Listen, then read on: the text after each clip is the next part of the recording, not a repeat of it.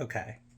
The other day, I made the decision to drop Tears of the Kingdom, and rather, I started a brand new from scratch file of Breath of the Wild. I want to express to you how much more fun I had playing the prologue of Breath of the Wild again. Something I've already done, a tutorial prologue again. How much more fun I had doing that than playing any of Tears of the Kingdom. And I was originally thinking about writing an essay on this topic, but I feel like it's more from the heart, free form. I prefer just talking face to my own face in this camera about my opinions. But I'm just gonna come out and say it. I don't like Tears of the Kingdom, and I'll. This is coming off of someone whose favorite game of all time is Breath of the Wild. Now, I think just as what happened with Skyward Sword, where initially everyone said Skyward Sword was a masterpiece, and then community consensus came around and realized it's a heavily flawed game. I think the same thing will happen to Tears of the Kingdom, and I've seen some critiques and like discourse around it that's like starting to lean toward the it's pretty flawed, not great game, but I feel like the consensus hasn't made that shift yet, and I'm just gonna add my voice to this shift and see if it. I don't know. See what happens. So, Tears of the Kingdom is an incredibly impressive game. Do not get me wrong. There is so much love, time, and effort put into Tears of the Kingdom, and I'd be lying if I said that wasn't the case. There are, incredibly great characters and character designs. There's an incredible soundtrack. There are three overworlds. It's open world, and there are three worlds that that are equal in size. That is absolutely insane and tremendous, and an incredible feat from Nintendo. So I'd be lying if I didn't praise what deserves praise in Tears of the Kingdom. The visuals are stunning, as were in Breath of the Wild, but it's a little bit improved.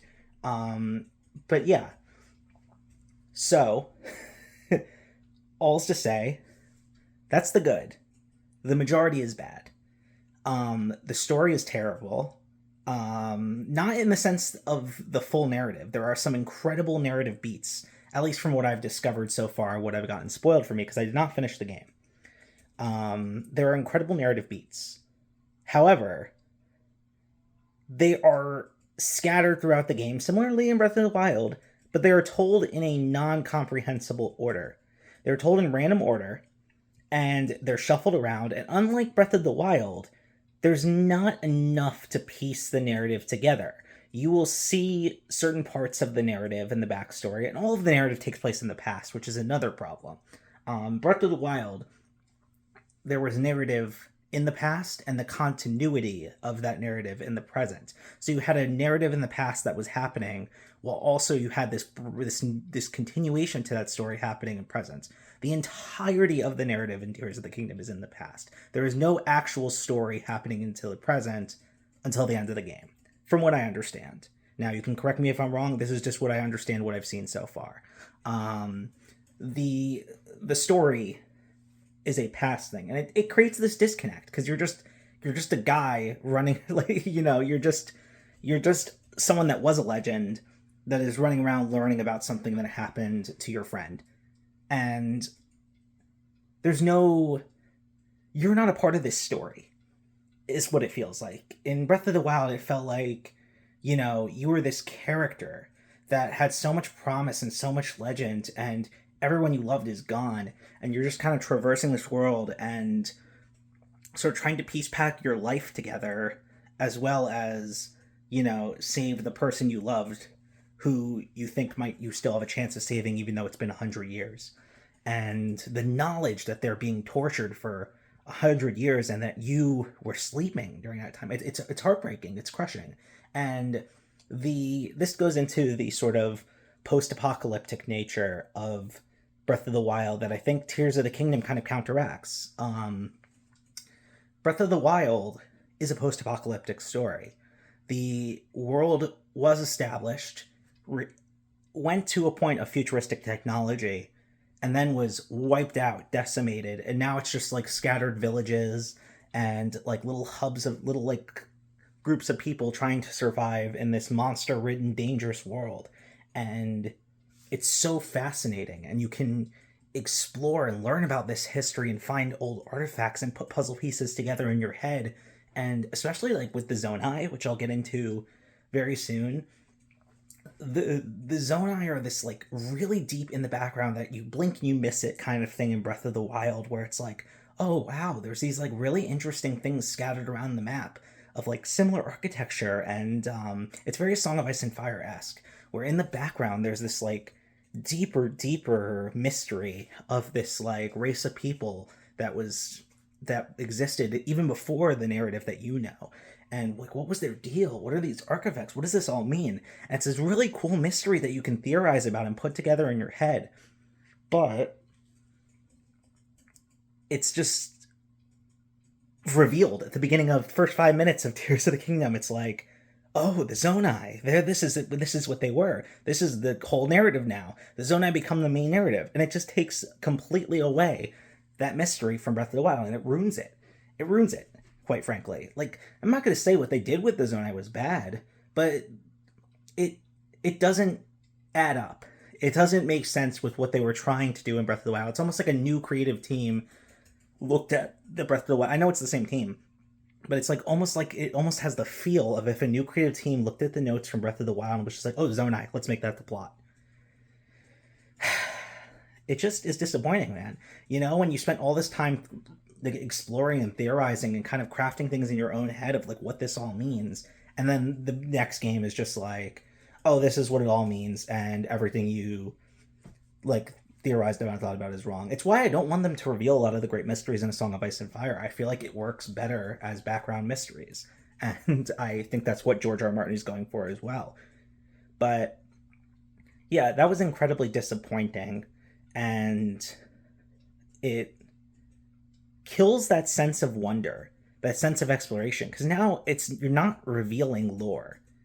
You know everything. You're just revealing this past narrative that of what happened to one of your friend when she got sent back in time, you know? And you're not exploring anymore. Even though it's a huge 3 worlds, you're not exploring. You're just doing tasks for the sake of doing tasks. You're going from place to the place for the sake of going to place because you feel like you have to. It feels like work. It feels like you're doing homework. It's like, okay, they assign me to go do this. I go do this. They want me to go here. I go here. Oh, look, there's a light in the distance. I guess I gotta go to that. While in Breath of the Wild, you had this real sense of adventure, this real sense of, oh my god, what's around the event? What's behind that mountain? What's that in the horizon? What's this? What's that? And you just don't get that